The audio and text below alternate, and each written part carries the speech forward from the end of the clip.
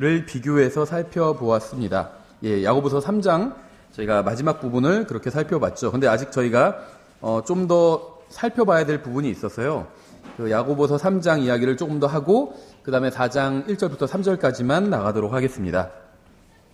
이 세상 지혜의 특징을 보면 세상적이고 관능적이고 마귀적이다. 이렇게 야고보서 3장에서 말씀하고 있죠. 그래서 관능적이란 건 이제 육신적이라는 말이겠죠. 그래서 우리의 가장 큰 원수는 세상과 육신과 마귀입니다. 이 세 가지는 모두 자신만을 사랑하고 높이라고 가르쳐요. 그렇죠. 세상에서는 다 자기만을 사랑하고 자기를 높이라고 가르치잖아요. 자기 PR의 시대라고 하고. 하지만 하나님께로부터 온 지혜는 자신이 아닌 다른 사람을 위해서 희생하라고 가르칩니다. 하나님의 지혜는 순수하고 화평을 이루고 또 부드럽죠. 킹제임스 성경 진영에 있는 많은 사람들이 착각하는 게 있다고 말씀을 드렸죠. 영적으로 어린 육신적인 그리스도인은 성경 지식이 별로 없는 사람이고 영적으로 성숙한 그리스도인은 성경 지식이 많은 사람이다. 이렇게 생각하는 경향이 굉장히 강해요. 이쪽 킹제임스 성경 진영에 있는 많은 분들이. 그래서 어떤 진리의 지식을 찾아서 방황하다가 이제 다른 교회 다니시다가 뭔가가 좀 부족한 것 같다 해서 진리의 지식을 찾아서 방황하다가 이쪽 킹제임스 성경까지 이제 오게 되었기 때문에 또 독립침례교회로 오게 되었기 때문에 어떤 지식을 추구하는 경향이 굉장히 강합니다. 전 그것은 잘못된 게 아니죠. 그 지식을 추구하는 건 좋지만 문제는 뭐냐면 머릿속에 지식을 채워놓으면 그게 곧 영적으로 성장한 거다. 이렇게 생각하는 경향이 있다는 거죠. 그래서 예를 들면 누가 대표기도 하는데 무슨 용어를 잘못 사용하던지 저건 개신교에서 쓰는 말인데 킹제임스 성경이 저렇게 안 돼 있는데 이렇게 생각할 수 있을 만한 용어를 쓴다든지 말할 때 그런 용어를 쓴다든지 간증할 때 그런 용어를 쓴다든지 뭔가 부정확한 이야기를 한다든지 이러면 저 사람은 영적으로 어린가 보다. 이렇게 치부하는 경향이 굉장히 강하다는 거예요. 근데 이 지식의 많고 적음은 영적 성장과는 그러니까는 별로 관련이 없다는 겁니다. 그러니까 정비례하지도 않고 반비례하지도 않다는 거죠. 지식이 많지만 영적으로 성장하지 못한 경우도 있어요. 그렇죠. 근데 지식이 별로 없지만 그래도 영적으로 좀 더 성장한 경우도 있다는 겁니다. 그러니까 이 영적으로 성장했다는 것은요. 예수님을 어떻게 보면 예수님과 얼마나 닮아갔느냐 이걸 얘기하는 거거든요. 예수님과 닮았다는 게 뭘까요? 여러 가지 분야에 많이 있겠지만 일단 예수님께서 이 세상에 오셔서 다른 사람을 섬겨주셨잖아요. 자신이 섬김을 받으신 것이 아니라 자기가 섬김을 받으려고 하지 않고 다른 사람을 섬기려고 한다면 그게 영적으로 성숙한 거라고 볼 수가 있겠죠. 예를 들면 할머니가 손자를 보는데 음식이 하나뿐이 없어요. 1인분뿐이 없어요. 그러면 할머니가 보통 많이 양보해 주시잖아요. 손자한테. 왜 양보해 주실까요? 손자가 더 많이 지식은 더 많을 수도 있어요. 막 인터넷 보고 이래가지고 초등학교 예를 들면 한 5학년짜리 손자가 이것저것 더 많이 알 수도 있습니다. 그런데 영적으로 성숙한 거는 할머니가 더 성숙했죠. 잘 몰라도 좋은 거 있으면 다 손자 주려고 그러고 이게 성숙해서 그런 행동이 나오는 거예요. 똑같다는 겁니다. 그리스도인의 영적 성숙도요. 뭔가 표현은 좀 부정확하게 할 수도 있어요. 하지만 하나님의 은혜가 무엇인지 알고 다른 사람들을 섬기려고 하고 그럼 그 사람이 성숙한 사람이에요. 영적으로는. 그리고 교회는 이런 사람에 의해서 교회가 유지되고 어떻게 보면 굴러간다고 할까요? 교회가 굴러가는 겁니다. 그러니까 뭔가 막 많이 알고 아는 채 하는 사람을 통해서 굴러가는 것이 아니라 자기를 희생해서 다른 사람들을 섬기고 그렇죠. 자기의 시간과 자기의 재물과 자기의 노력과 이런 걸 희생해서 섬기는 거잖아요. 음식 준비도 마찬가지거든요. 자기를 희생해서 섬기는 거잖아요. 그런 사람을 통해서 교회가 유지돼 간다는 거죠. 그래서 지식을 많이 쌓는 것도 중요한 일이고 그게 무가치하다는 일은 아닙니다. 목사의 기본적인 임무는 성경을 가르치는 것이고 그래서 성경을 열심히 배워서 지식을 쌓는 것도 중요하지만 영적 성장은 또 다른 문제라는 겁니다. 그렇죠? 그래서 야고보서 3장에 의하면 육신적이고 영적으로 어린 그리스도인은 이 세상의 지혜로 사는 사람이고 영적이고 성숙한 그리스도인은 하나님의 지혜로 사는 사람입니다. 그래서 이 세상에 그러니까 성경은 많이 알고 있지만 실제 내가 사는 건 이 세상의 지혜로 사는 사람들이 있어요. 그건 그냥 성경에 관한 정보만 많이 알고 있는 거지 영적으로 성숙하지는 않은 것이죠. 고린도전서 3장 1절부터 2절에 이렇게 되어 있습니다. 형제들아 내가 영에 속한 자에게 말하는 것 같이 너에게 할 수 없어서 육신에 속한 자 곧 그리스도 안에 있는 갓난 아이들에게 말하는 것 같이 하였노라. 내가 너희를 젖으로 먹이고 음식으로 하지 아니하였나니 이는 지금까지 너희가 그것을 능히 감당하지 못하였으며 지금도 능히 못하기 때문이라. 이렇게 말씀하고 있죠.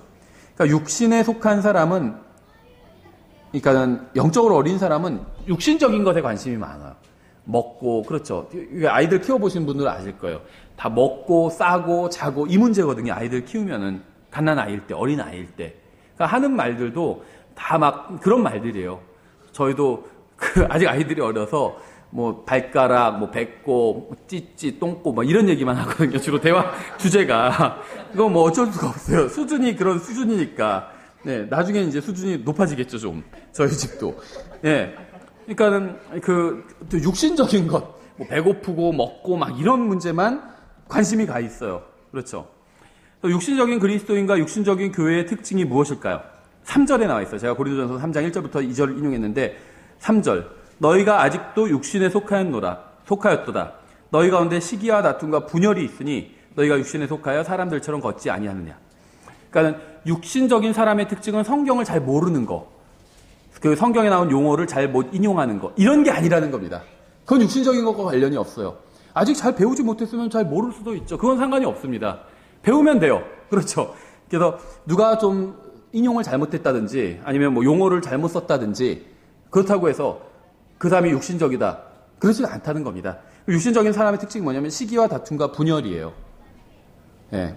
저도 뭐 저희 아이들 얘기해서 죄송한데 시기하거든요. 누구께 더 큰지, 내게 더 큰지 물어봐요. 내게 더 커요? 이렇게 뭐 똑같은 걸 먹을 걸 줘도 물어봐요. 또 다툼이 있고 갑자기 잘 노는 것 같다고 갑자기 너랑 안 놀아 하고 막 또 흥 하고 그러거든요. 각져 놀아요. 그래서 제가 가끔 애들 볼 때 같이 놀 때 같이 봐주는데 서로 또 따로 놀 때도 있어요. 다퉈서. 그럴 때는 제가 따로 놀아줘요. 이렇게 여기서 막 또 역할을 해주고 무슨 여기서는 환자 역할하고 여기서는 뭐 학생 역할하고 그러거든요. 자기가 꼭 뭐 선생님 하려고 하니까. 그러니까 다툼이 있는 거예요. 분열이 있고 이게 육신적인 사람의 특징이라는 겁니다. 성숙한 사람은 어떡하죠? 이해해 주잖아요. 그렇죠. 아이랑 예를 들면 어른이랑 있는데 아이가 내가 더 큰 거 먹을래? 그러면 어른이 어떡하죠? 아니야 내가 더 큰 거 먹을래. 그러지 않죠. 그래 너 큰 거 먹어라 이렇게 해주죠. 그러니까 어른이랑 아이는 싸우지 않아요. 영적으로 성숙한 사람과 어린 사람은 싸우지 않는데 영적으로 성숙한 사람끼리도 싸우지 않죠. 먼저 더 좋은 거 드세요. 이렇게 하죠. 성숙한 사람들은. 어리면 싸워요. 이제 서로 좋은 거 하겠다고 싸우고 서로 큰 거 먹겠다고 싸우고 그렇죠. 그러니까 영적으로 어린 사람의 특징은 뭔가 성경을 잘 모르는 게 아니라 다툼이 있는 겁니다. 교회 내에서. 고린도전서 3장 1절부터 3절에서 바울이 그렇게 지적하고 있잖아요. 육신적인 사람과 육신적인 교회의 특징은 성경 지식의 적음이 아니라 시기와 다툼과 분열이에요. 왜 저 사람한테 저런 일을 목사님 시키셨을까? 내가 더 잘하는데. 시기하는 거예요. 그렇죠. 분열을 하고 욕하고 다툼이 있고 이런 것은 구원받지 않은 사람의 특징입니다. 근데 구원받은 사람들이 이런 일을 하는 경우가 있고 그 사람들이 바로 육신적인 사람이라는 거예요. 영적으로 어린 사람이고 구원받은 사람이나 교회가 시기와 다툼과 분열 가운데 있다면 영적으로 전혀 성장하지 못했음을 드러내는 거예요. 아무리 교리를 뭐 어려운 걸 배우고 성경 구절을 막 줄줄줄 다 암송한다 해도 교회 내 시기와 다툼과 분열이 있다면 그거는 그 교회는 영적으로 전혀 성장하지 못한 겁니다. 우리가 세상의 지혜로 살아간다면 아직 영적으로 갓난아이며 육신적인 것이고 그 증거는 시기와 다툼과 분열로 드러나게 된다는 거예요. 하나님의 지혜로 살아가고 하나님의 지혜로 사는 사람들이 모인 교회는 시기와 다툼과 분열이 없는 겁니다. 근데 세상적인 지혜로 사는 사람들이 모인 교회는 시기와 다툼과 분열이 나오게 된다는 거죠. 경쟁하려고 그러고 이게 이제 전형적인 세상적인 방법이거든요. 세상에서 1등을 뭐라고 그러죠? 올림픽에서 1등하면 챔피언이라고 하잖아요. 올림픽 챔피언, 금메달리스트, 올림픽 챔피언이라고 그러죠. 성경에서 챔피언이라는 단어는 단 한 번만 나왔어요. 누구한테 쓰인지 아시죠? 골리앗에게 쓰였습니다.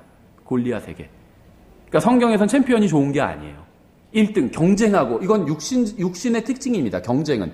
1등 안 해도 돼요. 하나님께서 나에게 시키신 일을 하면 되는 겁니다. 하나님께서 상 주시는 거예요. 4절, 어떤 이는 말하기를 나는 바울에게 속하였다고, 다른 이는 말하기를 나는 아볼로에게 속하였다 하나니 너희가 육신에 속하지 아니하였느냐. 어떤 사람들은 자기가 막 복음적이라고 하죠. 자기 나온 교회, 출신 교회가 막 복음적이다, 복음 많이 전하고, 복음전이다, 이렇게 주장하는 사람들이 있죠. 그런 교회들이 있어요. 실제로 뭐 복음도 많이 전하고, 거기에 대해서 막 자부심을 느끼고, 그러니까 저는 과거에 대해서는 잊었으면 좋겠어요. 과거 나는 뭐 어디 출신이다, 뭐 그런 거는 잊었으면 좋겠어요. 왜냐하면 거기 출신인 게 그렇게 자랑스러운데 왜 거기를 떠났을까요? 여기 모였잖아. 그러니까는 그 자부심을 느끼는 분들이 있어요. 예, 잊었으면 좋겠어요. 그래서 막 복음 굉장히 열심히 전했던 교회 다니는 분들은 나 복음적이다 막 자랑해요. 어떤 분들은 자기는 성경적이라고 자랑해요. 이건 이제 킹제임스 성경 진영이 주로 이 자랑을 많이 합니다. 우린 정말 성경적이다. 예, 과거에 엄청 성경적인 교회를 다녔다고. 근데 거기를 왜 떠났을까요? 예. 그러니까는 또 어떤 사람들은 이제 자기들을 바른 전통을 따른다. 막 이런 거 자랑하는 분들이 있어요. 그렇죠. 자기들 교회 규모, 우리 난 뭐 이렇게 조그만 교회 다녀본 적이 없어요. 막 이런 거 자랑하시는 분들이 봤어요. 몇천 명이 모이는 교회 다녔었고. 근데 거기 떠났잖아요, 어차피. 그러면 그냥 다 잊고 그냥 여기서 새로 그리스도인이라는 이름으로 새로 신앙생활을 했으면 좋겠어요. 주님께서는 다툼과 시기와 분열이 있다면 어떤 종파에 속했는지, 어떤 스타일의 교회에 속했는지에 상관없이 모두 육신적인 사람일 뿐이라고 말씀하시는 겁니다. 복음 열심히 전하는 교회였는데 막 다툼이 있어요. 그럼 육신적인 교회예요. 성경 열심히 가르치고 막 바른 성경으로 가르치고 막 킹제임스 성경 강조하고 그래도 다툼이 있으면 그건 육신적인 교회예요. 의미가 없다는 겁니다. 킹제임스 성경 사용한다고 해서 주님께서 무슨 특별 점수를 더 가산점 주시는 게 아니라는 거예요. 킹제임스 성경을 사용하는 건 잘하는 일입니다. 다른 성경 쓰는 건 잘하는 거예요. 하지만 기본 점수는 0점이에요. 안타깝게도. 가산점은 없다는 겁니다. 하나님 말씀대로 살아야 돼요. 그 말씀대로. 그래야지 이제 점수가 하나님 앞에서 점수를 받을 수 있고 그리스도의 심판석에서 상급을 받을 수 있는 거겠죠. 자신과 자신이 속한 교회만 높이는 것은 이건 육신적인 행위입니다. 자기가 다니는 교회를 높이는 것도요. 은근히 자기를 높이는 거예요. 우리 교회 어떤 교회인 줄 알아? 막 자랑하는데 사실은 그런 교회 자기가 다니고 있다는 거죠. 자기의 어떤 안목과 그런 게 뛰어나서 그런 좋은 교회를 선택해서 자기가 다녔다는 거죠. 다 자기 자랑이에요. 예수님만 높여야 돼요. 성경 어디에서도 바른 교회에 다녀야죠. 하지만 그걸 자랑하라고 말씀하신 적은 없어요. 예수님을 높여야 되는 거죠. 그렇죠. 영적인 사람은 오직 예수 그리스도만을 높입니다. 이건 구원의 문제가 아니라 어느 지혜로 살아가느냐의 문제겠죠. 갈라디아서 5장에서도 이제 육신에 대해서 말씀하고 있죠. 5장 19절부터 21절. 이제 육신의 행위들은 명백하니 이것들이라 곧 간음과 음행과 부정함과 세욕과 우상 숭배와 마술과 증오와 불화와 경쟁, 육신의 행위예요. 진노와 다툼과 폭동과 이단파당과 시기와 살인과 술취함과 흥청됨과 또 그와 같은 것들이라. 내가 또한 전에 너희에게 말한 것 같이 이것들에 대하여 미리 너희에게 말하였노니 그러한 것들을 행하는 자들은 결코 하나님의 왕국을 상속받지 못하리라. 근데요, 여기서 이제 잘못된 것, 죄들에 쭉 열거되어 있는데 이게 사람이 생각하는 것과는 좀 다르죠. 이 죄들이 열거된 것을 보면 사람이 인간적인 관점에서 봤을 때는 큰 죄도 있고 작은 죄도 있고 막 섞여 있어요. 근데 하나님께서는 지금 같은 수준의 잘못이라는 걸, 죄라는 것을 말씀하고 있는 겁니다. 다 똑같이 열거하고 계신 거죠. 그렇죠. 어떤 순서대로 열거하고 있는 게 아니라 거짓말, 좀 작은 죄부터 시작해서 점점 커져서 뭐 살인 이렇게 가는 것이 아니라 뒤섞여 있다는 거예요. 근데 이것은 뭐냐면 하나님의 관점으로 보면 다 똑같이 죄라는 겁니다. 똑같이 하나님을 불명예스럽게 하는 육신적인 죄라는 거예요. 우리는 간음이나 음행이나 우상숭배, 마술 이런 거는 큰 죄라고 생각하죠.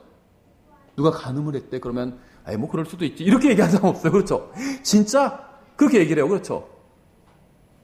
큰 죄예요. 그렇죠. 간음은 보통 생각할 때 살인도 마찬가지예요. 누가 어떤 형제님이 누굴 죽였대 그러면 뭐 그럴 수도 있지 이러지 않는다는 거죠. 정말 확인한다는 거예요. 너무 큰 죄니까 간음, 우상숭배 다 큰 죄예요. 그렇죠. 마술 다 큰 죄입니다. 근데 성경은요. 이것들과 함께 진노, 다툼, 파당은 분열의 결과죠.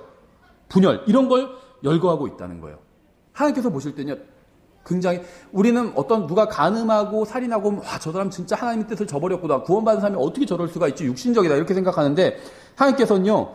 시기하고 다툼하고 파당, 분열을 일으키고 그것도 큰 죄라는 거예요. 그렇죠? 교회가 커지면요. 막 분열이 일어나거든요. 서로 막 경쟁하고 라이벌이 있고 부녀회장 뭐 자리를 놓고 막 라이벌이 있고 막 그렇다고 하더라고요. 큰 교회가 있으면. 왜냐면 그게 또 그 큰 교회에선 움직이는 예산이 크잖아요. 권한이 크고. 그러니까 막 라이벌이 생긴다고 하더라고요. 육신적인 행위라는 거죠. 또 육신이 우리를 통제하면 이런 것들이 튀어나오게 된다는 겁니다.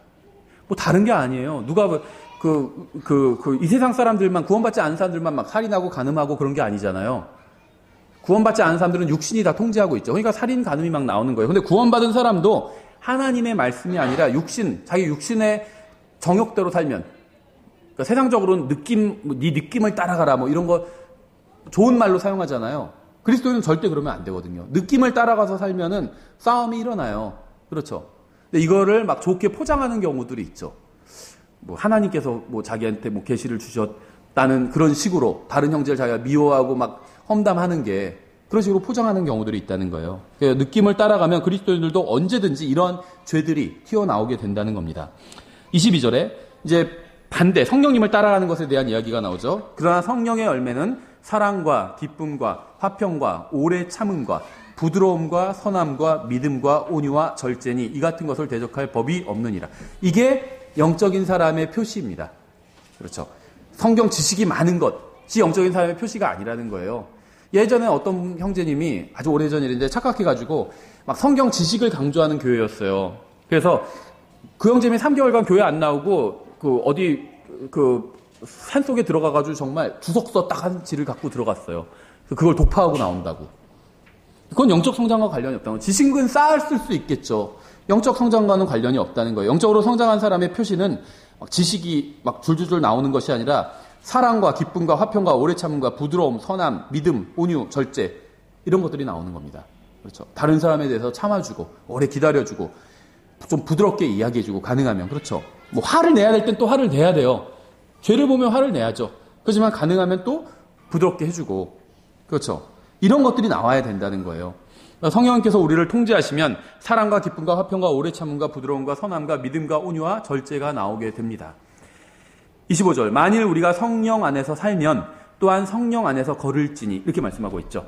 그러니까 이 말만 이제 놓고 보면 갈라디아서 이 5장 25절만 놓고 보면 여기서 말하는 우리는 구원받은 사람을 말하죠. 사도 바울을 포함하고 있으니까. 그래서 기본적으로 서신서에서 우리라고 얘기하면 구원받은 사람이고 그들이라고 얘기하면 구원받지 않은 사람을 가리키는 게 99%입니다. 그렇죠? 안에 있는 자들은 구원받은 사람, 그리스도 아니고 밖에 있는 자들은 그리스도 밖을 의미하는 거고 구원받지 못한 사람을 말하는 것이고. 그런데 만일 우리가 그러니까 구원받은 사람이 성령 안에서 살면 또한 성령 안에서 걸을지니 이렇게 말씀하고 있어요. 무슨 말이냐면 구원받은 사람은 자동으로 그리스도 안으로 들어옵니다. 성령 안에 있어요. 그런데 문제는 뭐냐면 성령 안에서 걷는 것. 걷는다는 건 뭐냐면 행한다는 거거든요. 영어로도 그래요. 행한다. 한국말로도 걷는다는 건 행한다는 의미가 있어. 그 사람은 그 길로 쭉 걸어가는 사람이야. 그럼 그 길로 계속 행하는 사람이라는 거잖아요. 그렇죠? 그래서 구원받은 사람은 성령 안에서 자동적으로 태어나고 살게 됩니다. 그런데 성령 안에서 행하는 건 자동적으로 일어나는 일은 아니라는 거예요. 이 갈라디아서 5장 25절에 의하면. 그래서 구원받은 모든 사람은 성령 안에서 살고 있습니다. 하지만 구원받은 모든 사람이 성령 안에서 걷는 것은 아닙니다. 우리가 이 세상을 사는 데는 두 가지 방법이 있어요. 하나는 이 세상의 지혜로 자신의 영광만을 위해서 사는 것이고 다른 하나는 하나님의 지혜로 주님의 영광을 위해서 사는 것입니다. 하나님의 지혜의 두 번째 특징은 화평인데요. 로마서 5장 1절에 이렇게 되어 있습니다. 그러므로 우리가 믿음으로 의롭게 되어 우리 주 예수 그리스도를 통해 하나님과 화평을 누리는도다. 그러니까 구원받으면 하나님과 화평을 누리게 되죠. 이게 첫 번째예요. 구원받은 사람은 하나님에 대한 모든 적대 행위가, 적대 감정이 사라지게 됩니다. 그리고 마찬가지로 하나님도 구원받은 사람을 향해서 가지고 계셨던, 그 사람이 원래 구원받기 전에는 진노를 하셨는데 그 사람을 보면, 그런데 참아주셨던 거죠. 지금 구원받지 않은 사람들을 하나님께서 보시면서 사랑스럽다 이렇게 생각하시는 게 절대 아닙니다. 구원받지 않은 사람들 머리 위에는요, 요한복음 3장 16절에 의하면 진노가 있어요. 3장 36절에 의하면 진노가 있어요. 그러니까 구원받지 않은 사람들, 예수 그리스도를 거부한 사람들 있잖아요. 아기들 말고. 이제 아기들 같은 경우에 예수 그리스도를 거부한 적이 없잖아요. 그러니까 예수님을 거부한 사람들, 복음의 진리를 거부한 사람들을 향해서 복음을 들었어요. 알고 있어요. 근데 거부했어요. 그런 사람들을 향해서 하나님께서 진노하고 계시다는 겁니다. 다만 참고 계신 거예요. 한 번 더 기회를 주시는 거죠. 어떤 사람은 2번 주시고 어떤 사람은 10번 주실 때도 있고. 그렇죠. 어쨌든 간에 사람마다 분량에 따라 다 각자 기회를 주고 계실 뿐이에요. 근데 구원을 받으면 그 즉시 그 사람 머리에 있던 진노가 사라져 버립니다. 그렇죠. 그리고 그 사람을 하나님께서는 그 사람을 향해서도 편안한 마음으로 대하신다는 거예요. 그렇죠. 서로 간의 적의가 사라졌기 때문에. 그게 첫 번째고 두 번째는 빌립보서 4장 6절부터 7절에 있는데요. 아무것도 염려하지 말고 오직 모든 일에서 기도와 간구로 너희가 요청할 것들을 감사와 더불어 하나님께 알리라. 그리하면 모든 이해를 뛰어넘는 하나님의 평강이 그리스도 예수님을 통해 너희 마음과 생각을 지키시리라. 이게 영어로는 다 peace죠. 똑같이 화평, 평안, 평강 다 peace입니다. 똑같은 거예요. 하나님의 말씀대로 살면 하나님의 평강이 마음과 생각을 지켜주게 됩니다. 그러니까 예수님을 믿고 구원받으면 하나님과의 관계가 화평한 관계가 돼요. 그런데 하나님의 말씀대로 살면 하나님의 평강이 이제는 마음과 생각도 지켜줘요. 이건 좀 더 실질적인 거죠. 이건 어떤 상태에 관한 거예요. 그러니까 예수님을 믿어서 하나님과 화평한 관계가 되는 것은 위치에 관한 겁니다. 내가 그 좋은 위치에 있어도 내가 불안해할 수가 있어요. 그렇죠?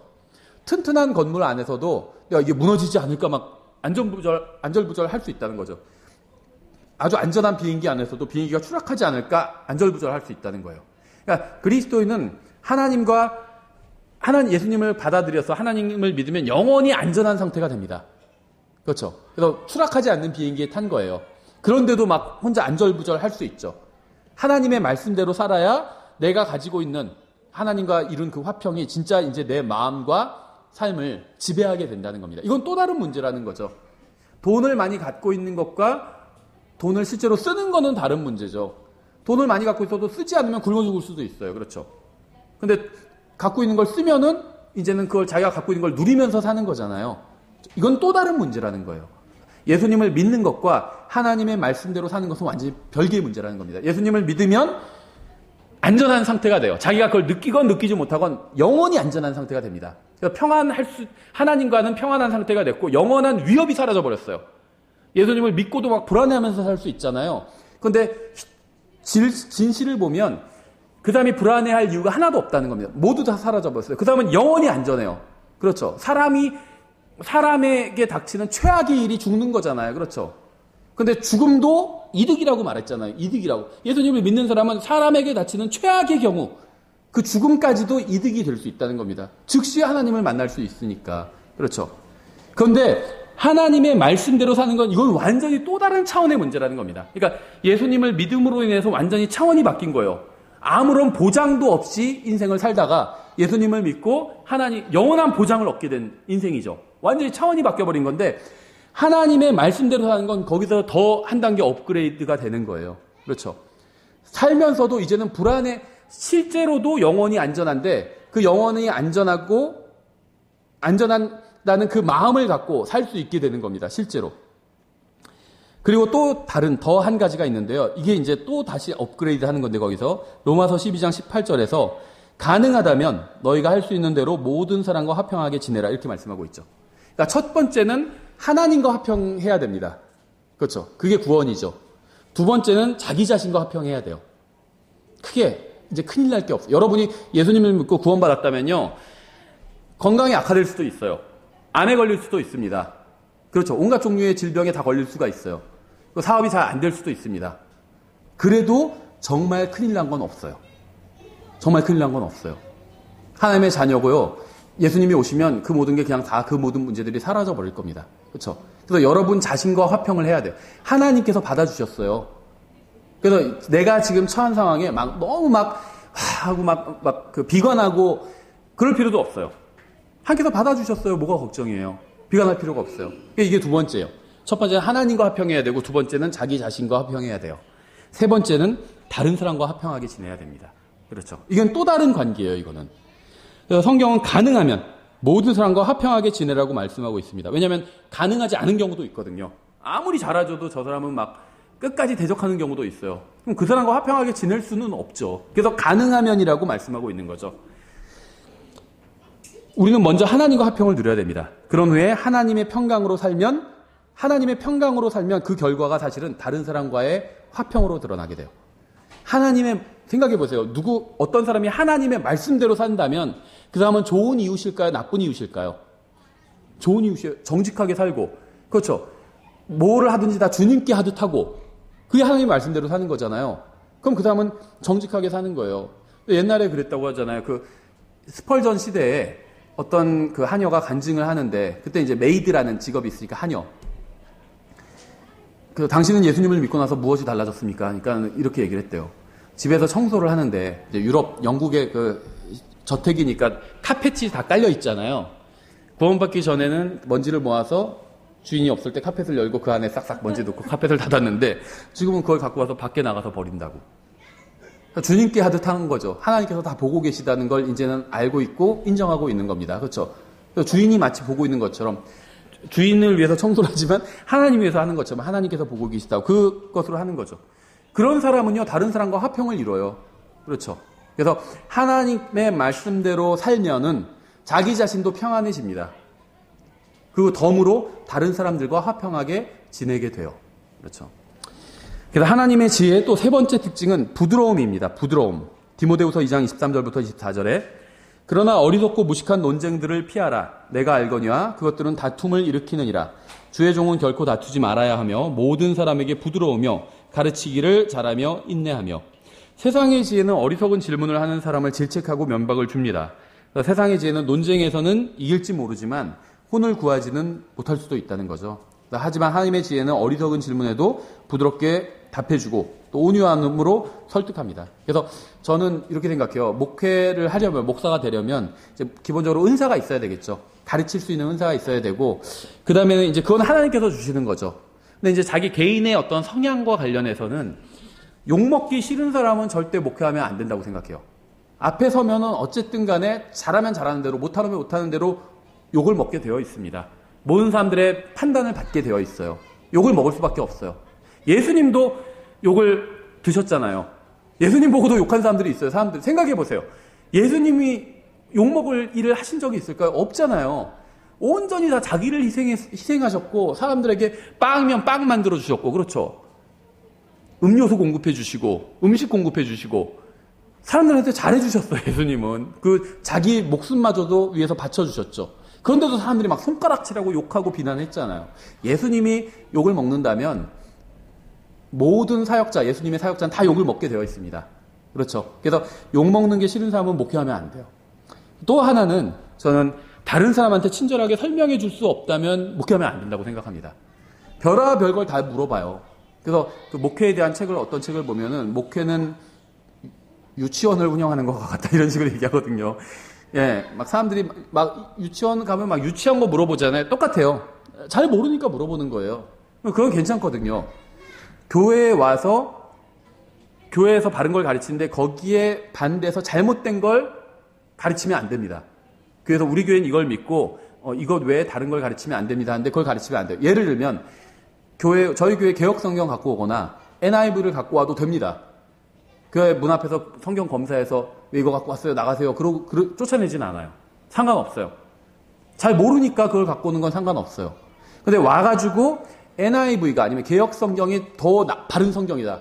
킹제임 성경이 잘못됐다. 이렇게 하면 그 사람은 교회에 다닐 수가 없어요. 그렇죠? 그러니까 잘 모르는 건 괜찮아요. 잘못된 거를 주장하려고 하면 안 된다는 거죠. 그래서 별의별 걸 다 물어봐요. 질문의 수준이 항상 고차원적인 것만 나오는 건 아니라는 거예요. 그런 것에 화내지 않고 대답해 줄 수 있어야 된다는 겁니다. 몇 번 반복될 수도 있어요.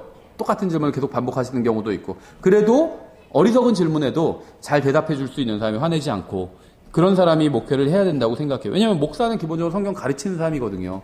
그럼 이해를 못했으면 물어볼 수도 있는 거죠. 거기에 잘 대답을 해줘야 되겠죠. 이사야서 32장 17절에 이렇게 되어 있습니다. 의의 일은 화평이 되며 의의 결과는 영원토록 평온함과 확신이 되리로다. 하나님께서 하신 일의 결과로 저의 마음에는 평안이 임했습니다. 화평, 평안이 임했죠. 우리가 하나님의 지혜로 일한다면 다른 사람의 마음에도 평안을 줄 수 있게 된다는 거죠.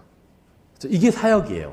그러니까 사역이란 건 하나님의 말씀으로 다른 사람을 바르게 세워주는 게 사역이거든요. 근데 이제 또 다른 식으로 표현한다면 내가 하나님의 사역을 하면 다른 사람의 마음에 평안을 줄 수 있다는 겁니다. 다른 사람을 부자로 만들어줄 수 없을 수는 있어요. 하지만 하나님의 말씀을 가지고 다른 사람 마음에 평안을 줄 수는 있어요. 그렇죠. 심지어는요, 암 말기 환자에게도 평안을 줄 수 있어요. 하나님의 말씀을 가지고. 그게 사역이라는 거예요. 네, 마지막으로 하나님의 지혜의 특징인 이제 긍휼을 살펴보면요. 에베소서 2장 4절부터 5절에 긍휼이 풍성하신 하나님께서 친히 우리를 사랑할 때 보여주신 자신의 크신 사랑으로 인하여 심지어 우리가 죄들 가운데서 죽었을 때 우리를 그리스도와 함께 살리셨고 너희가 은혜로 구원을 받았느니라. 여기선 사실은 긍휼과 은혜에 대해서 다 설명하고 있는데 지난 시간에 살펴봤죠. 은혜는 선물을 받을 자격이 없는 사람에게 선물을 주는 것, 이게 은혜입니다. 그렇죠. 근데 긍휼은 뭐냐면 벌을 받아야 될 사람에게 벌을 내리지 않는 것이 긍휼이에요. 그렇죠. 그래서 은혜는 좀 적극적인 부분이라면 긍휼은 좀 소극적인 부분이겠죠. 그래서 우리가 긍휼이 풍성하신 하나님께서 우리가 죄들 가운데서 죽었을 때 우리에게 벌을 주지 않으셨다는 겁니다. 그래서 이게 긍휼이고, 우리를 그리스도와 함께 살리셨고 너희가 은혜로 구원을 받으니라. 구원을 받을 자격이 없는데 우리에게 은혜를 주셨죠. 이게 은혜죠. 하나님께서는 긍휼이 풍성하신 분이죠. 누가복음 6장 35절부터 36절에 이렇게 되어 있어요. 오직 너희는 너희 원수들을 사랑하고 선을 행하며 아무것도 바라지 말고 빌려주라. 그리하면 너희 보상이 클 것이요 또 너희가 가장 높으신 이의 아이들이 되리니 그분께서는 감사하지 아니하는 자와 악한 자에게 친절하시느니라. 다른 사람 얘기가 아니라 우리 얘기예요. 하나님께서 우리에게 얼마나 많은 걸 베풀어 주셨는데 우리가 다 감사하지 않을 때도 많이 있죠. 근데 우리에게도 친절하시잖아요. 그러므로 너희 아버지께서 긍휼을 베푸시는 것 같이 너희도 긍휼을 베풀라. 원수를 사랑하도록 가르치시는 분은 하나님밖에 없습니다. 그렇죠. 누가 원수를 사랑하라고 가르쳐요? 여러분에게 악하게 대하는 사람에게 친절하게 대하고 긍휼을 베풀라고 가르치시는 분도 하나님밖에 없어요. 그렇죠. 우리가 이렇게 실행하기 위해선 반드시 이 세상의 지혜가 아닌 하나님의 지혜로 살아야 됩니다. 그래서 저는 하나님의 지혜로 살고 싶어요. 여러분도 하나님의 지혜로 사셨으면 좋겠습니다. 저희가 4장 1절부터 3절까지만 보겠습니다. 이게 약간 4장에 들어서요, 문맥이 바뀌는 것 같은데요. 사실은 그렇게 크게 바뀌는 부분이 아닙니다. 우리가 지금까지 이제 죄를 유발하는 잘못된 태도에 대해서 살펴봤죠. 이게 이제 세상의 지혜예요. 3장 다시 14절부터 보면, 4장 1절 이해를 위해서 3장 14절부터 보면, 그러나 너희 마음속에 독한 시기와 다툼이 있으면 자랑하지 말며 진리를 거스러 거짓말하지 말라. 이러한 지혜는 위로부터 내려오는 것이 아니요 땅에 속한 것으로 관능적이며 마귀에게 속한 것이니 시기와 다툼이 있는 곳에는 거기에는 혼란과 모든 악한 일이 있느니라. 14절에서 마음속에 독한 시기와 다툼이라고 말씀하고 있고 16절에서는 시기와 다툼이라고 표현하고 있죠. 17절 그러나 위로부터 난 지혜는 첫째 순수하고 다음으로 화평하며 부드럽고 간청을 잘 들어주며 긍휼과 선한 열매로 가득하고 차별이 없고 위선이 없나니 의의 열매는 화평케 하는 자들의 화평 속에서 뿌려졌느니라. 사람이 육신과 이 세상의 지혜를 따라 살면 다른 사람을 시기하게 되고 다른 사람과 다툼을 일으키게 됩니다. 그런데 이런 사람이 만약에 왕족으로 태어난다면 어떻게 될까요? 그러니까 육신을 따라 사는 사람이에요. 근데 그 사람이 왕족으로 태어났어요. 그래서 왕이 서열, 예를 들면 계승서열 1위가 됐어요. 그럼 어떻게 될까요? 그 다음에 통치자가 되겠죠. 그게 이제 4장 1절의 이야기예요. 너희 가운데서 전쟁과 싸움이 어디로부터 나느냐? 너희 지체 속에서 싸우는 너희의 정욕들로부터 나지 아니하느냐? 그러니까 이 말씀은 전쟁의 원인이 무엇인지 정확하게 밝혀주고 있습니다. 직장에서 두 사람이 각자 서로의 이익을 위해서 싸우는 경우가 있죠. 그렇죠. 자기가 막 승진하려고 다른 사람을 모함하는 경우도 있고 자기 라이벌을 싸우는 거예요. 그렇죠. 서로의 이익을 위해서, 각자 자기의 이익을 위해서. 또 술집에서 두 사람이 한 여자를 두고 싸우는 경우도 있어요. 왕이나 정치인들도 자신의 이익을 위해서 싸움을 하고 심지어 전쟁을 일으키기도 합니다. 그러니까 모든 싸움과 전쟁은요, 자기 자신의 유익을 위해서 싸우는 겁니다. 정의를 위해서 우리가 싸우러 간다 하지만은 사실은 그곳에 있는 뭐 석유를 빼앗기 위해서 간다든지 좀 무슨 특정한 국가를 뭐라고 하는 건 아니에요. 그런 경우도 있죠. 그러니까 자국의 이익을 위해서 전쟁에 참전하는 거지 대부분의 경우에 예외는 있어요. 분명히. 근데 대부분의 경우에는 자국의 이익을 위해서 전쟁에 참가를 하지 무슨 순전히 정말 정의, 진리를 위해서 전쟁에 참가하는 국가는 없다는 거예요. 그런 개인도 없고. 그렇죠. 상대방의 이익을 위해서 상대방과 싸우는 사람은 없다는 겁니다. 그렇죠. 자기 이익을 위해서 내 이익을 상대방이 침해하니까 그 사람과 싸우는 거예요. 국가도 마찬가지예요. 그래서 개인 간의 다툼은 싸움이고 국가 간의 다툼은 전쟁이잖아요. 전쟁도 마찬가지예요. 이게 무슨 고상한 이유가 있는 게 아니에요. 우리 국가의 이익을 위해서 남의 국가의 것을 취하기 위해서 싸우는 겁니다. 아니면 남의 국가가 아니면 우리 국가의 이익을 침범했든지 그래서 이걸 지키기 위해서 우리가 국가의 이익을 지켜내기 위해서 싸우는 거죠. 그렇죠. 이러한 싸움의 원인은 정욕을 따랐기 때문이에요. 다른 고상한 이유나 원인이 있는 것이 아닙니다. 어떤 통치자가 정욕을 내가 좀 더 영토를 넓히고 싶다. 자기의 정욕이죠. 그걸 위해서 전쟁을 일으킨다는 거예요. 작은 일에 신실하지 않은 사람은 큰 일에도 신실하지 않습니다. 그러니까 문제는 얼마나 큰 일을 맡았는지가 아니라 마음의 상태가 어떠하냐는 데에 문제가 있다는 거죠. 전쟁은 어디서부터 시작될까요? 전쟁은 이 세상의 지혜와 정욕을 따라 사는 사람의 마음 속에서부터 시작이 됩니다. 전쟁은 항상 인간의 타락한 마음에서부터 시작이 되었어요.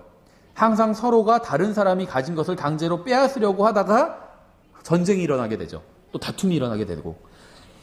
너희 가운데서 전쟁과 싸움이 어디서부터 나느냐? 너희 지체 속에서 싸우는 너희의 정욕들로부터 나지 아니하느냐? 우리는 이 말씀을 마음속에 간직해야 됩니다. 이 말씀은 하나님께서 왜 전쟁이 일어나는 것을 막지 않느냐고 묻는 사람들에게 답을 주고 있어요. 그런 사람들이 있거든요. 기독교를 반대하는 사람들 중에 하나님께서 정말 계시다면 왜 전쟁이 일어나서 많은 무고한 사람들이 죽잖아요. 근데 왜 그런 걸 막지 않으시냐? 이렇게 얘기하는 사람들이 있죠. 근데 하나님께서 전쟁을 멈추게 하시는 방법이 뭘까요? 전쟁이 일어나는 원인이 야고보서 4장 1절에 의하면 사람의 속에 있는 정욕 때문이라고 말씀하고 있죠. 이건 구원의 여부와 상관없어요. 구원받지 않은 사람의 마음엔 당연히 정욕이 있고 구원받은 사람의 마음에도 정욕이 있습니다. 그렇죠? 그러니까 정욕이라는 게 육신이 원하는 거예요. 무엇인가를. 이게 정욕이거든요. 그게 다 있어요. 사람들의 마음에는. 근데 전쟁의 원인이 거기에 있다고 성경은 말씀하고 있잖아요. 전쟁을 멈추는 방법은 간단해요. 정욕을 갖고 있는 인간, 그러니까 모든 인간을 즉시 하나님께서 죽이시면 전쟁은 멈추게 됩니다. 정욕이 가득한 인간이 이 세상에서 있는 한 서로가 가진 것을 빼앗기 위해 서로를 죽이는 전쟁은 끝이 없을 거예요. 그렇죠? 전쟁은 인간의 탐욕으로 인해서 일어나는 것이기 때문에 인간의 마음이 변하기 전에는 전쟁이 사라지지 않을 겁니다. 이 세상에서 일어나고 있는 전쟁은 하나님께서 시작하신 것이 아니라 인간이 시작한 거예요. 하나님께서 일으키신 것이 아니에요. 인간이 서로 정욕으로 인해서 일으킨 거지. 인간이 시작한 전쟁에 대해서 하나님을 비난하는 것은 이건 정당하지 않은 일이죠. 그렇죠. 하나님께서는 이 세상에서 벌어지는 모든 전쟁을 끝낼 계획을 갖고 계십니다. 그것은 바로 모든 사람이 예수 그리스도를 받아들이는 거예요. 그럼 전쟁이 즉시 끝나게 됩니다. 그렇죠. 그러니까 중동이 세계 화약고라고 불리잖아요. 뭐 우리나라도 만만치 않지만 중동이 세계 화약고라고 불리잖아요. 그만큼 많이 전쟁이 일어나니까. 근데 그 중동 문제를 해결할 수 있는 방법은요. 중동 사람들이 예수님의 사랑을 알게 되는 거예요. 즉시 해결이 됩니다. 모든 문제의 해결 방법은 예수님의 사랑을 아는 거예요. 모든 다툼을 끝내는 해결 방안은요. 예수님의 사랑을 알게 되는 겁니다. 그럼 모든 다툼이 끝나요. 저도 어떤 사람이 저에게 막 예를 들면 나쁜 일을 한다거나 뭐 욕을 한다거나 그런 경우가 있거든요. 과거에 저에게 피해를 줬던 사람도 있고. 그래서 그 사람을 생각할 때마다 화가 났었어요. 그렇죠. 나에게 피해를 주고 실제로 또 내 욕을 막 하고 오히려 자기가 나에게 피해를 줘놓고는 제 욕을 하고 다니고 막 화가 났었는데 예수님의 사랑을 생각하면 그게 다 녹아져요. 그 사람이 나에게 준 피해, 상처보다 나에게 그 사람이 지은 죄보다 내가 예수님께 더 큰 죄를 지었거든요. 예수님께서는 용서해 주셨잖아요. 그러니까는 용서해 줄 수 있겠더라고요. 예. 예수님의 사랑을 아는 게 모든 다툼을 해결하는 가장 좋은 방법이고 가장 확실한 유일한 방법입니다. 모든 사람이 예수 그리스도를 받아들여야 이 세상에 진정한 평화가 찾아오게 될 것입니다. 천년왕국에선 겉으로는 그러니까 마음속은 어떤지 몰라도 겉으로는 모든 사람이 예수님 앞에 다 무릎을 꿇게 되죠. 그래서 이 세상에 평화가 오게 되는 것입니다. 그래서 이 세상 모든 사람들이 예수 그리스도를 믿고 그분이 자신의 인생을 통제하게 한다면 즉시 모든 전쟁은 끝나고 평화가 임하게 될 것입니다. 누가복음 2장 14절 이렇게 되어 있죠. 가장 높은 곳에서는 하나님께 영광이요 땅에서는 평화와 사람들을 향한 선하신 뜻이로다. 이 순서가 굉장히 중요해요. 먼저 하나님께 영광이 돌아가야 그 다음에 땅에 평화가 오게 됩니다. 그러니까 지금 막 유엔부터 해서 막 평화를 가져오려고 많이 노력하잖아요. 물론 뭐 그게 잘못된 노력은 아니에요. 싸우려고 하는 것보다 훨씬 낫죠. 평화를 가져오려고 하는 것이. 그리고 실제로 일시적인 평화가 올 수도 있습니다. 그렇죠. 지금 뭐 남북도 뭐 화해 모드고 일시적인 평화가 올 수 있겠죠. 예. 그럼 뭐 나쁜 건 아닙니다. 그리고 우리는 그것을 위해서 기도해야 돼요. 평화로워야 우리가 그리스도인이 해야 할 일을 좀 더 효과적으로 할 수 있거든요. 우리가 해야 될 일이 뭘까요? 복음을 전하는 거죠. 사람들에게. 그 다음에 또 진리를 가르치는 거예요. 자녀들에게도 진리를 가르치고. 전쟁이 일어나서 막 어디 피난 가면 진리를 가르치고 할 수가 없겠죠. 힘들겠죠. 지금 피난 가서 막 먹을 것도 없는데 어떻게 지금 그럼 먹고 이런 기본적인 생활이 더 우선이지 성경을 가르치고 하기가 쉽지는 않잖아요. 그러니까 우리가 권력자들을 위해서 기도한다는 거는 그들이 좀 제대로 권력을 사용해서 좀 이 땅에 평화가 좀 오게, 평온하게 우리가 좀 살 수 있게 해달라. 요 기도를 하라는 거예요. 로마서 13장에서 말하는 건. 권력자 그분이 잘 되고 하는 그분이 하는 모든 일이 형통하고 이런 걸 위해서 기도하는 것이 아니라, 그렇죠. 그래서 이 땅에서 평화를 가져오는 일을 하는 것도 물론 소중한 일인데, 이제 진정한 평화가 인간의 힘으로 올 수는 없다는 거죠. 그래서 모든 사람이 다 예수님을 믿고 예수님을 최고의 권위자로 인정한다면 이제 전쟁이 그치고 평화가 오게 됩니다. 그래서 하나님께 먼저 영광이 돌아가야 돼요. 하나님께 영광이 돌아가기 전에는 결코 이 세상에 평화가 오지 않을 것입니다. 문제는 사람들이 하나님께 영광을 돌리는 것은 거부하고 그저 인간들 사이에서 평화만 임하기를 바란다는 거죠. 그래서 열심히 평화를 위해서 노력을 해도 진정한 평화가 임하지 않게 된다는 거예요. 왜냐하면 하나님께 먼저 영광을 돌려야 돼요. 순서가 굉장히 중요해요. 그렇죠. 하나님께 영광을 돌려야 그 다음에 인간들 사이에 평화가 임할 수가 있습니다. 마태복음 24장 6절부터 8절 이렇게 되어 있어요.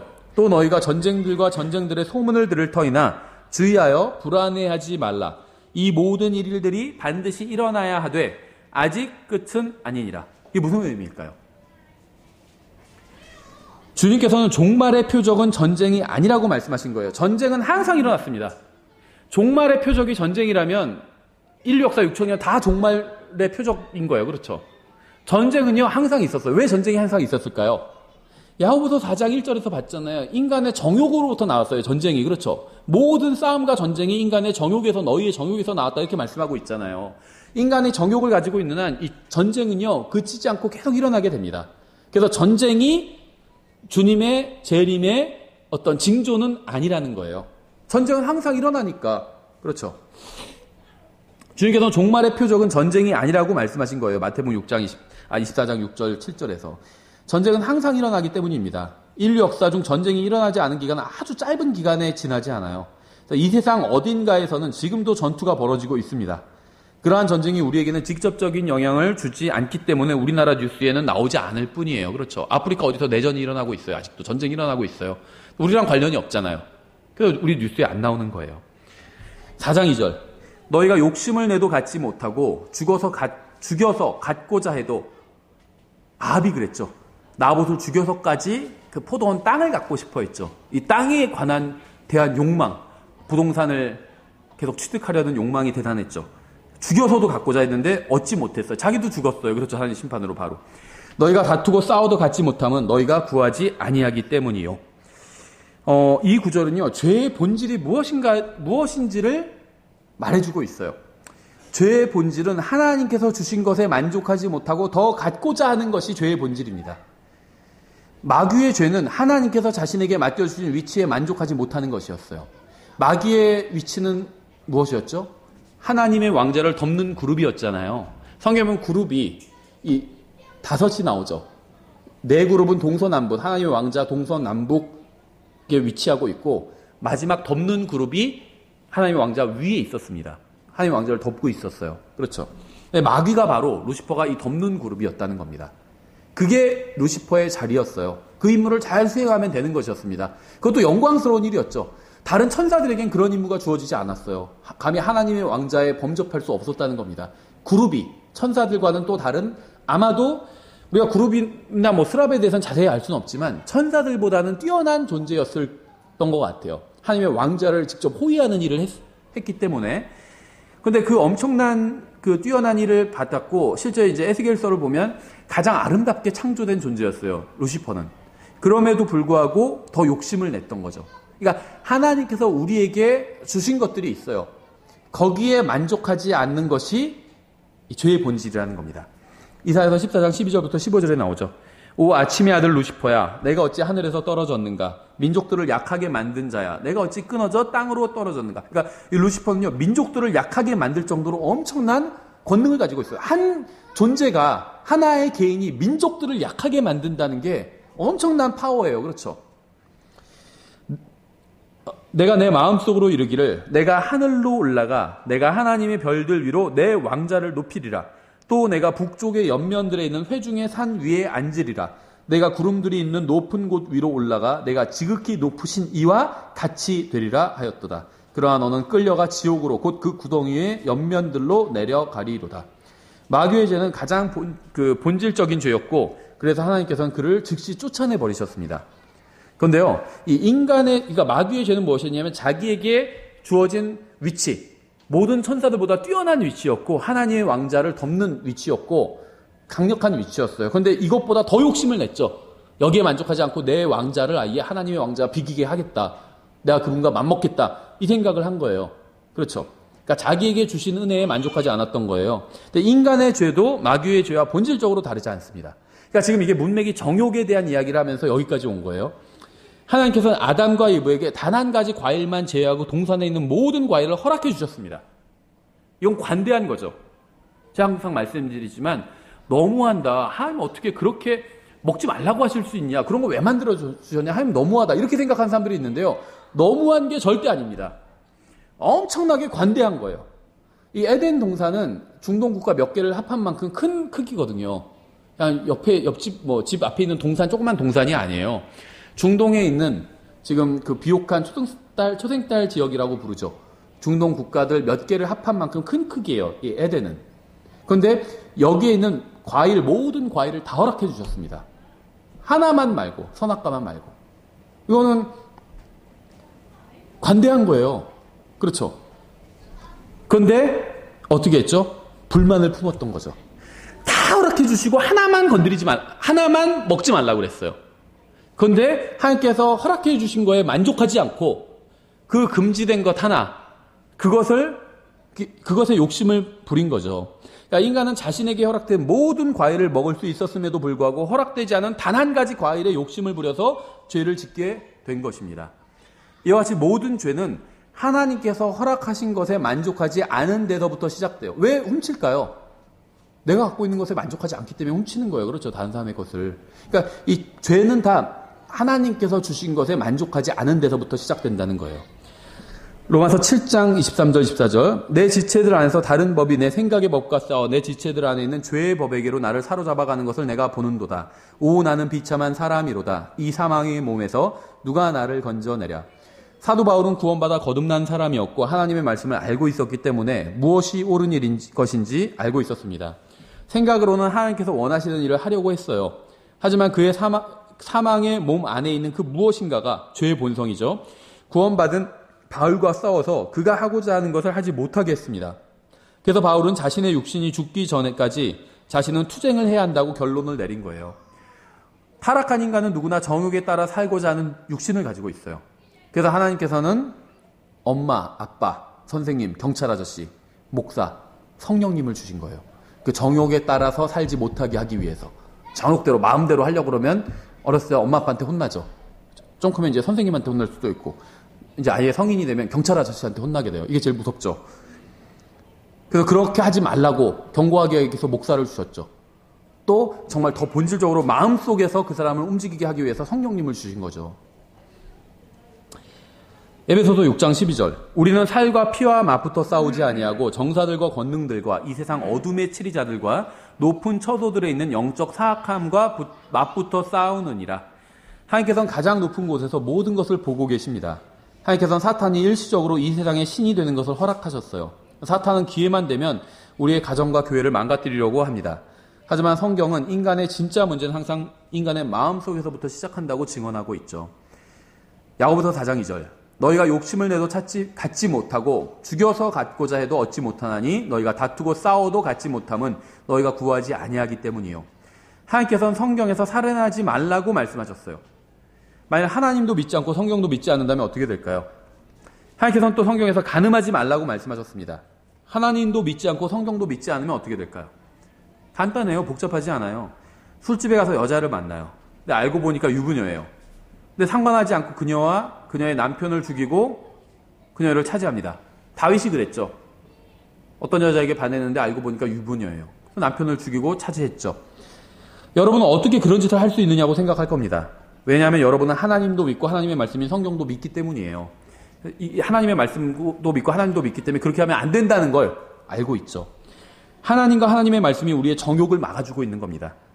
하지만 믿지 않는 사람들의 정욕은 누가 막아줄까요? 믿지 않는 사람이 죄를 짓는 것은 이건 시간 문제일 뿐이에요. 너희가 욕심을 내도 갖지 못하고 죽여서 갖고자 해도 얻지 못하나니 너희가 다투고 싸워도 갖지 못하면 너희가 구하지 아니하기 때문이요. 이 말씀을 좀 다른 식으로 생각을 해보겠습니다. 하나님께서는 인간이 원하는 모든 것을 갖고 계십니다. 건강을 원하시나요? 하나님께서 우리를 건강하게 하실 수 있는 분이에요. 그렇죠. 능력이 있으시니까. 또 우리가 능력을 원하시는 분 있나요? 하나님께서는 갖고 계시죠. 재물을 원하시는 분 있나요? 하나님께서는 모든 것의 주인이 되시죠. 생명을 원하시는 분 있나요? 하나님께서는 영원한 생명을 가지고 계시죠. 그러니까 하나님께서 모든 것을 가지고 계십니다. 따라서 우리는 무엇을 구하든지 간에 하나님께 구해야 돼요. 이게 초점이에요. 정말 문제가 생기면 하나님께 알아야 됩니다. 이게 초점이라는 거예요. 문제는 인간이 하나님을 믿지 않기 때문에 하나님이 아닌 다른 곳에서 이런 것들을 구하려는데 있다는 겁니다. 그렇죠. 3절 너희가 구하여도 받지 못함은 그것을 너희의 정욕에 쓰려고 잘못 구하기 때문이라. 이 말씀은 기도의 동기에 관한 것입니다. 우리는 왜 기도를 할까요? 무슨 동기로 기도를 할까요? 하나님의 영광을 위해서 기도할까요? 다른 사람들의 유익을 위해서 기도할까요? 아니면 자신의 유익을 위해서, 자신의 정욕을 위해서 기도할까요? 하나님을 제대로 섬기기 위해서 기도할까요? 아니면 단순히 하나님을 이용하기 위해서 기도할까요? 이것은 기도에 있어서 가장 본질적이고 중요한 문제예요. 이걸 먼저 생각해 봐야 돼요. 여러분은 왜 기도하시나요? 여러분은 지금 무엇을 구하고 계시나요? 만약 여러분이 무엇인가를 지금 기도로 구하고 있다면 그것은 여러분을 위해서 구하는 것인가요? 아니면 하나님을 위해서 구하는 것인가요? 여러분 자신을 위해서 구하는 것인가요? 아니면 여러분의 교회를 위해서, 다른 사람들을 위해서 구하시는 것인가요? 그러니까 여러분은 무슨 동기로 기도하고 계신가요? 기도하기 전에 먼저 이것을 생각해 봐야 돼요. 그렇죠. 왜냐하면요, 우리가 구하기 전에 하나님 다 알고 계시거든요. 그런데도 우리에게 기도를 하라고 하셨어요. 그렇죠. 그렇다면 기도의 어떤 목적과 기능이 있다는 겁니다. 우리가 생각하는 것과는 좀 다른 무엇인가가 있다는 거예요. 그걸 생각해 봐야 된다는 거예요. 여러분은 이번 주에 다른 것을 구하지 않고 오직 주님의 영광만을 구하고 주님의 영광만을 위해서 기도한 적이 몇 번이나 되시나요? 이건 쉽지 않은 문제죠. 정말 중요한 문제예요. 그렇죠. 정욕을 따라 산다면 이렇게 하지 않겠죠.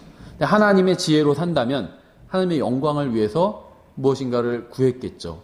여기서 저희가 4절은 다음 주에 계속해서 살펴보도록 하겠습니다. 기도하고 찬송하고 마치겠습니다. 기도하겠습니다. 하나님 아버지, 저희를 구원하여 주시고 또 저희가 구원받은 사람답게 하나님의 자녀답게 살 수 있도록 주님의 말씀을 주셔서 감사드립니다. 저희가 주님의 말씀을 따라 이 세상의 지혜대로 사는 것이 아니라 하나님의 지혜대로 살 수 있도록 도와주시기 원합니다. 저희가 때로는 저희의 정욕대로 산 그러한 나날들이, 그러한 경우가 너무나도 많이 있습니다.